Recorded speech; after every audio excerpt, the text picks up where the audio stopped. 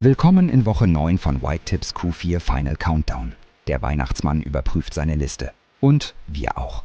Diese Woche werfen wir einen genaueren Blick auf die Aus-Anleger-Netto-Liste. Wer schafft es auf die Liste? Anleger, die diszipliniert bleiben, ihr Portfolio diversifizieren und langfristig denken. Es geht darum, fokussiert zu bleiben, Risiken zu managen und vorausschauend zu planen.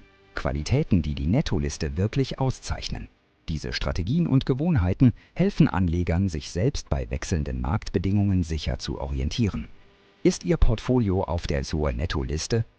Jetzt ist der richtige Zeitpunkt, es zu überprüfen und sicherzustellen, dass es zu Ihren Zielen passt. Bei WhiteTip unterstützen wir Anleger mit Einblicken, Strategien und Disziplin dabei, auf Kurs zu bleiben und ihr Portfolio optimal für 2026 vorzubereiten. Für weitere Einblicke besuchen Sie whitetip.gr.